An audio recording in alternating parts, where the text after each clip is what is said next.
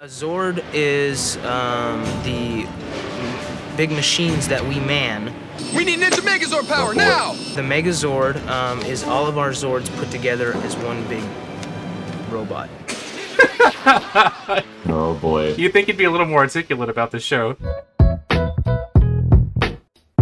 This episode of Suspenders of Belief is brought to you by Ivan Ooze. It's ooey, it's gooey, and even kind of chewy. Hey everybody, I'm Trevi. And I'm Evie. Today we watched a little movie called Mighty Morphin Power Rangers, the movie. So what's the movie about? The Power Rangers are devastated when an ancient evil is awakened and attacks Zordon and destroys the source of their power. Can our heroes regain what was lost and defeat Ivan Ooze? Talk about nostalgia. This movie, wow, just takes me right into childhood. These were my heroes. Let's do it, guys! Right. It's Morphin time! Dad's generation, we had Star Trek. I guess for you, maybe more like Ninja Turtles. But for me, Power Rangers, that was where it was at. But it's definitely fun to watch it from an adult perspective because some of the cracks show a little bit more so and things I didn't quite catch as a child, but it was still a good time. Yeah. Whenever you revisit stuff like this, you're always kind of worried like, oh no, is it as bad or is it as good as I remember? Am I just going to be devastated? But from my experience with Power Rangers is I was a fan of it. I was into this movie when it came out. And shortly after this movie, I kind of fell off and I got the idea in my head that they were lame and I was kind of afraid to admit that I ever liked them. So I haven't revisited this since maybe 1997 or something. So I have a little bit of nostalgia, but not really that much. So I'm going into it more objectively. And yeah, I think it holds up pretty well. It's almost like a writing exercise to imagine going into this film because you're taking such a simple concept and you're adapting it for a film. Normally these episodes are quick little 20, 30-minute shorts of bad guy shows up, the good guy stop him, nice little bow, rinse and repeat. And it's a real quick story and it's very, very simple. But how do you stretch that into a 3-act structure over a 90-minute period? And I think the way that they adapt it is actually rather clever. How does the episode normally escalate? The monsters show up and they would try to fight them outside of the suits. And then the monster is usually too strong, so then they have to morph into the costumes. And then once they start to win and they're going to defeat the monster, then Rita would send down her staff and then make the monster grow. So then once the monster is large, they have to call on their Zords, their giant robots, to help fight the monster and defeat the monster, and that's the end. So in this one, you kind of have a similar escalation where they originally start out outside their costume, then they go into their costume, and as soon as they start to win, they lose their costumes. And that was where the formula kind of takes a twist. Because what's introduced in this movie, this new character, Ivan Ooze, is a much more formidable threat than they've ever been exposed to before. Because both Rita and Lord Zed are kind of goofball villains. They're not really taken seriously, and a lot of their monsters are kind of dispatched immediately. But with Ivan Ooze, he immediately overpowers their base, the command center, takes down Zordon, destroys it, and removes all of the Power Ranger powers instantly. It's like within the first act, their Power Rangers' powers are gone. And so now you have these heroes without their powers. What can they do? And that's what sets off the story. So it's a really clever way to jumpstart the story. They did a great job with the pacing of it. Like you start off and they're coming in strong. They're going to knock out the bad guy. And basically this villain is just competent, just the baseline level of competent. Because for the most part, any kind of show like this, like it's an 80s trope where like Skeletor really doesn't know what he's doing. Mumra hires like idiots to come fight the Thundercats. Like there's a lot of like, oh no, the villains are just barely capable of doing anything. And this time it's like, no, like right out of the gate, he's very effective. Unfortunately, that isn't maintained throughout the movie because he's just kind of fizzles out a little bit as it goes on. But that first act of the movie is pretty strong because it's like, no, I know where the command center is and I'm just going to go destroy it. And it's like, holy crap, he just took away all their powers, their costumes dissipated. It's very effective. So I did appreciate that quite a bit because the middle act of the movie is like, how do they get any power back? Not necessarily what they had lost, like I said in the write-up, but just get anything back to be able to come back and stop him. It's pretty cool. Yeah, the writing and the pacing are excellent. The second act is definitely too long. It goes on too long. A little bit. And if there was anywhere in the film to trim it, that's where it is. Because that first act the first 30 minutes are solid. That second act meanders a little bit, and then the third act is kind of a hot mess. Most of the reason why the third act kind of falls apart, though, is the CGI.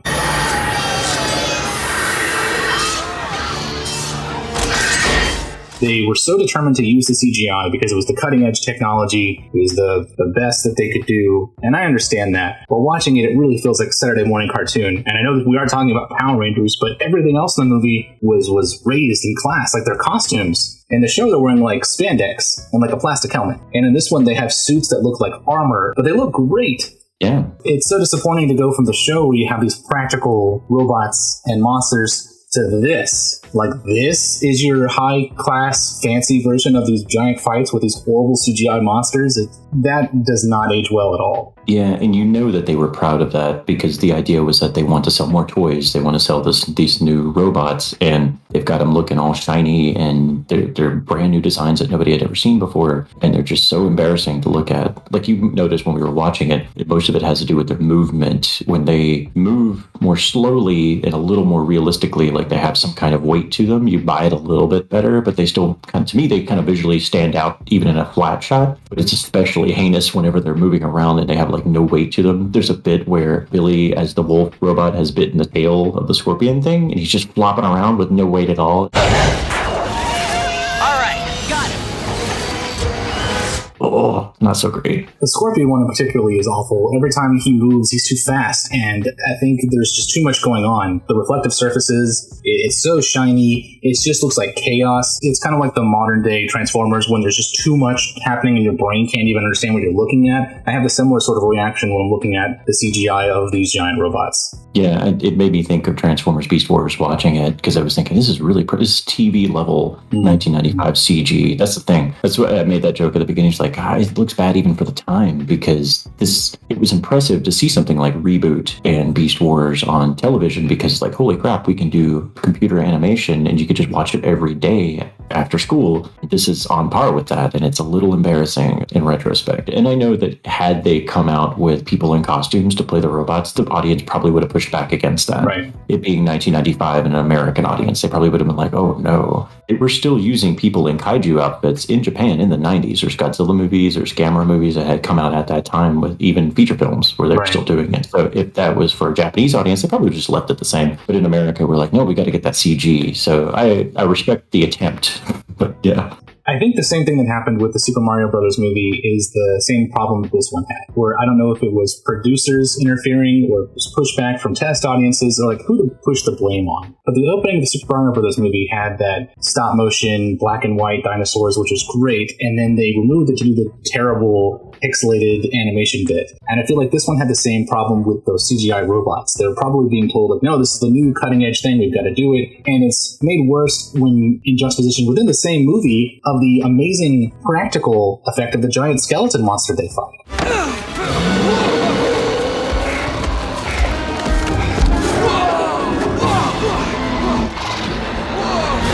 Yeah, they look pretty great. Like, you could tell that they were puppets being manipulated in some shots. Some of them, I feel like they lingered a little too long, and the motion of the bones of the skeleton guys, it looked a little puppety. But for the most part, it was grounded enough to where, like, oh no, that thing could really hurt that actor on set.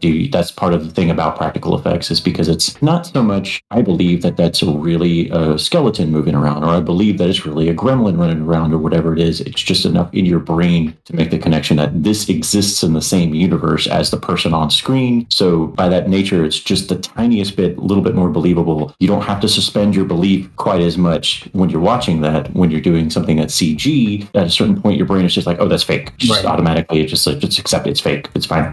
And it just doesn't quite work the same way. You have the same problem with the actors are interacting with things that are completely CG. For instance, when they get their powers and they have the little things swarming around them and all the actors are doing this awkward arm flailing nonsense. New swords! There's nothing for them to look at. There's nothing for them to interact with, and that's why the direction is so terrible, and they look so stupid doing it. It looked like there was one person on set that's all like, okay, here's what the power things come at you, just stand like this. And they all just did that. There wasn't any, like, interpret it in your own way. It was just like, everybody do this. Because you were supposed to be distracted by the effects, but the effects look so bad by today's standards that we're, like, watching the actors, because they're all doing a Cartman impersonation.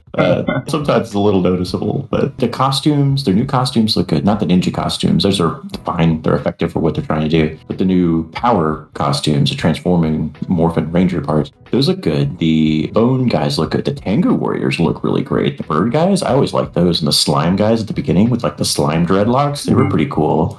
Some of the effects when they disintegrate, basically, are pretty cool.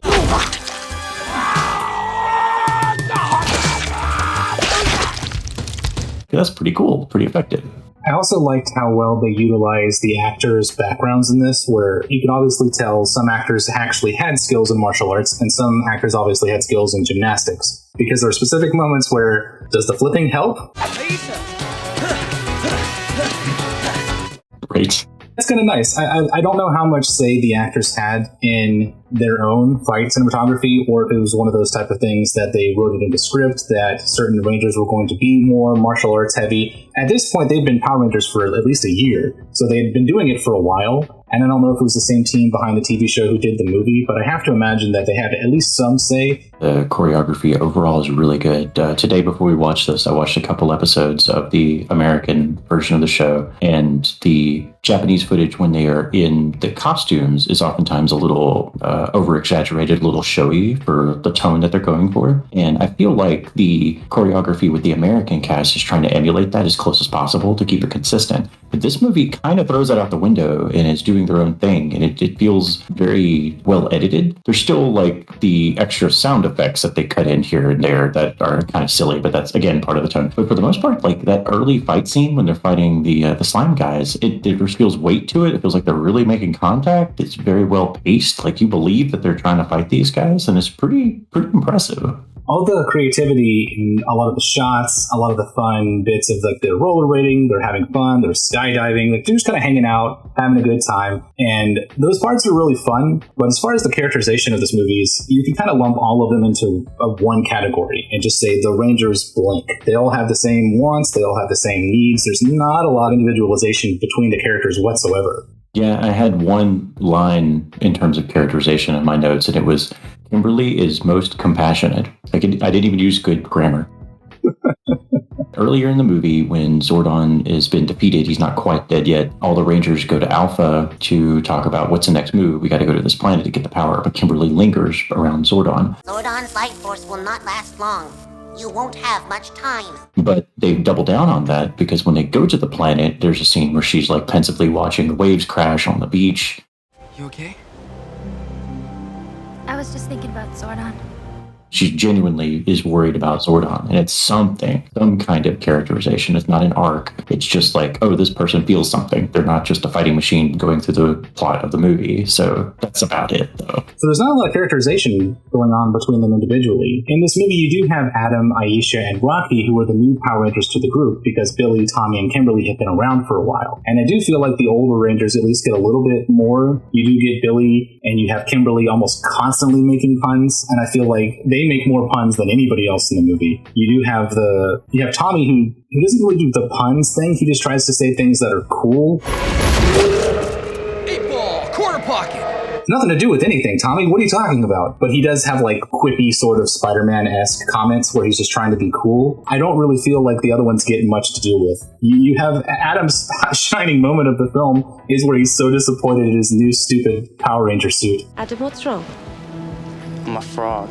And he's so defeated. It's so earnest. It's an odd choice. I don't know how the history of this worked. Their themed monsters came from the Japanese version. Some of them were dinosaurs. Some of them were just prehistoric mammals. This one is all new, so I'm guessing the American studio, made the decisions over which animal would be for which theme. So somebody somewhere said, you know what, Black Ranger, he gets to be a frog. Somebody pulled the trigger, and it wasn't like, oh, it's in the Japanese version, we can't do anything about it. I don't think that's the case with this. I think that they deliberately picked frog for some reason, and poor Adam just got stuck with it. It does feel particularly strange because they almost feel like the multi-diverse animal selection. With the original ones, like you said, it was dinosaurs and early mammals, but this one you've got ape, crane, frog, wolf, falcon, bear. They're all over the place. Like you could say, like, okay, bear, North America, ape, Africa, crane, Asia. Like they feel like that they're randomly selected from throwing darts at a map. Yeah. There is no theme to these animal spirits whatsoever. They seem completely random. It is surprising. And one of the things I noticed even as a kid watching it was that when the movie starts, they have their TV show outfits where their helmets are shaped like they're fairy beasts or whatever it is. And at the end of the movie, they get those same costumes back, but their helmets don't change. They don't update with the animals or their spirit animals. Some of them are kind of close, like, well, the pterodactyl, this kind of bird-like, maybe it's a crane, But with Rocky specifically, his helmet is shaped like a T-Rex. Like, it's clearly a dinosaur with sharp teeth and everything. And I'm like, that is definitely not an ape. So they didn't even try to update them or try to make you think that, well, it's consistently a similar thing. He did not become another type of lizard. He became something else completely. So I'm certain it's a marketing thing. They already have the toys, because that was a thing in the TV show as well. In Japan, they would just put out a different version of Rangers every year.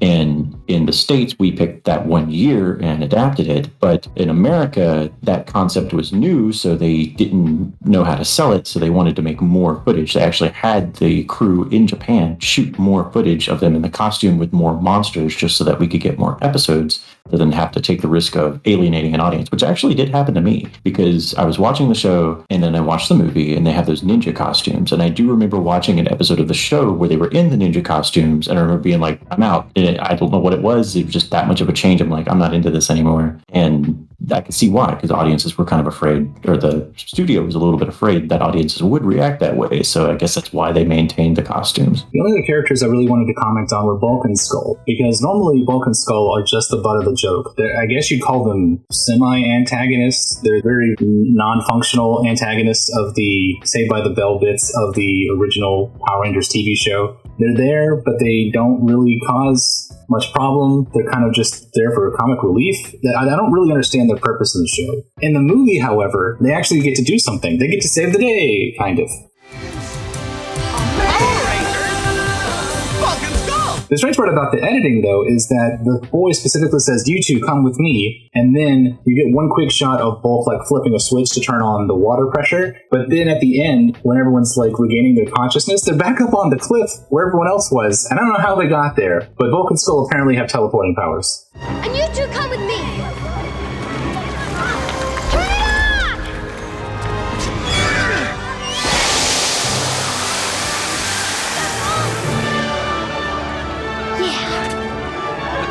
Skull! Bulk?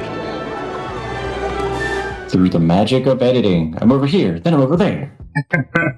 I was happy with that, because they were always like bullies from the way they dress and the way they act, but they never like effectively bullied the Power Rangers. At least I've not seen enough of the show or remember enough of the show to be able to make a comment on that. I don't think there was ever an episode where they were like, "Hey, Bulk, Skull, you really upset Aisha today. That wasn't cool, man." Like, there might have been an episode where that happened, but most of the time they're just kind of silly. There is a character in this that's a little kid. I looked him up. His name is Fred. He is consistent throughout the movie, and there's lots of little scenes where he's like following along with the Ivan Ooze plot that's happening on Earth while the Rangers are on the other planet trying to get the power. He has like a little arc, not really an arc, but he has a plot that he follows along. He doesn't really change or anything throughout the movie. And I thought to myself, I would have rewritten it so that it was Bulk and Skull were the ones that were following along with the Ivan Ooze thing. I think that would have been kind of interesting, a little more satisfying, where the movie starts and they're their typical selves. Then Ivan Ooze shows up, and I don't know, maybe Bulk and Skull are there when the Power Rangers lose their powers. Of course, then I guess they would know who they are. Maybe something happens and they realize the gravity of the situation. Like, oh, this is serious this time. The Power Rangers aren't going to save the day. This Ivan Ooze guy is weird. Oh no, he is trying to murder all the parents of the whole town. Maybe we should go to the kids and be like, "Hey kids, your parents are getting killed. We should go stop them." And maybe they're the ones that lead the kids there. And maybe they are the ones that are like, "Oh, we can use this water thing to push them back and save the day until the Power Rangers kill Ivan Ooze." Something would have been like, that's kind of interesting. They took these, not villainous, but like you said, vaguely antagonistic characters and gave them kind of a little journey to go on. But the movie's not trying to be even that deep. Yeah, no one really gets a big arc. I feel like at least they did something in this film. They did have an impact on the story, which is more than you can say for most of their appearances on the show. So then the question of the day, what would you pay for Mighty Morphin Power Rangers the movie? Well, upon this viewing, I genuinely enjoyed this. I would pay probably $15, 15 to 20 for a Blu-ray, depending on the presentation. Like if it was a nice Shout Factory release with a nice new cover and things like that, I'd probably pay a little bit more. If I found it in a bin for even up to 10, I'd probably buy it because it was pretty enjoyable. And I normally enjoy a lot of more kid-oriented content like this. And this was pretty effective. Like it's very well edited. It's enjoyable throughout. Like we were talking, like I didn't take that many notes because I was enjoying the movie. It was genuinely just having a good time. So yeah, it's pretty solid. The version I have is probably the cheapest DVD I've ever owned. There is no music on the DVD menu. There's no sound effects when you're going through the buttons. The special features are a trailer and a quick little featurette. And I'm pretty sure it's the same featurette that was on the VHS copy of Pagemaster because I owned that as a kid and remember watching that movie over and over again. Probably just to watch this Power Rangers bit in the beginning because I love the Power Rangers. So this was a good time, but what do you feel like watching next? There's a movie movie that I don't know if you've heard of it. It's called Motherless Brooklyn. It was kind of a passion project by Edward Norton. Yeah, it sounds like a good change of pace. All right, then, guys, next time on Suspenders of Belief, we're going to watch Motherless Brooklyn.